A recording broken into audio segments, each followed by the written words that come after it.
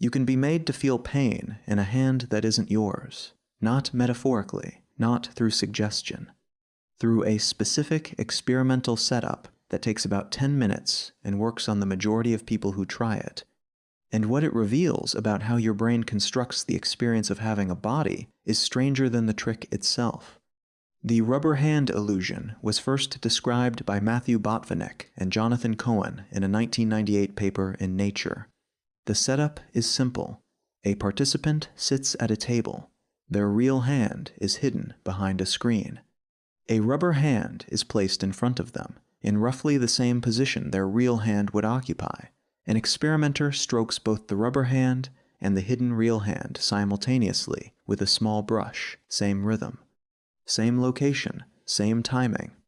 Within minutes, something shifts. Participants begin to report that the rubber hand feels like their own. The sensation from the hidden real hand starts to feel like it is coming from the rubber one.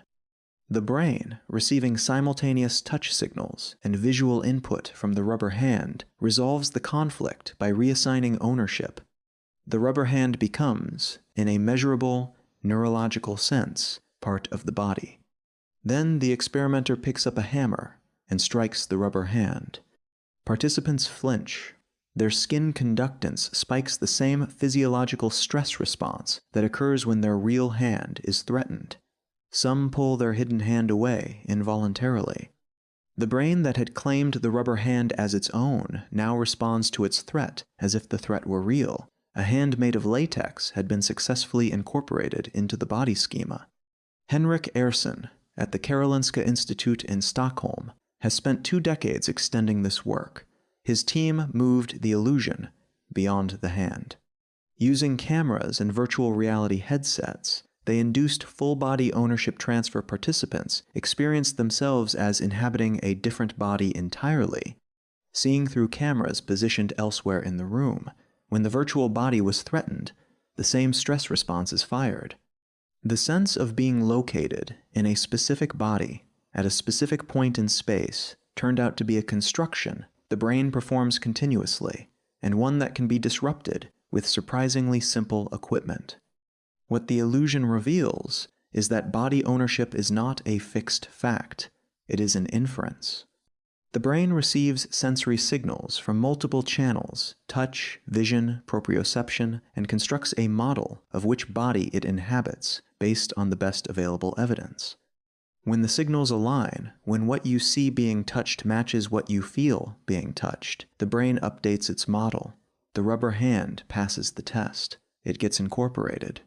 This has direct implications for phantom limb pain, the phenomenon where amputees experience pain in limbs that no longer exist.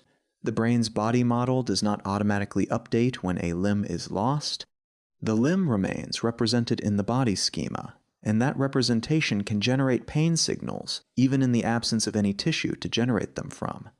Understanding how the body model updates and how it fails to update is one of the active research areas the rubber hand illusion has opened.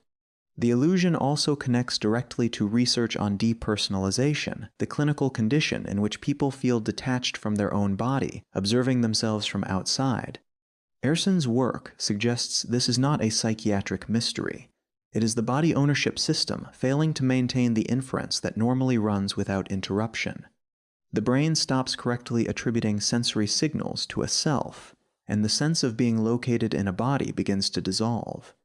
You are not in your body the way you are in a room. You are in your body the way a conclusion is in an argument.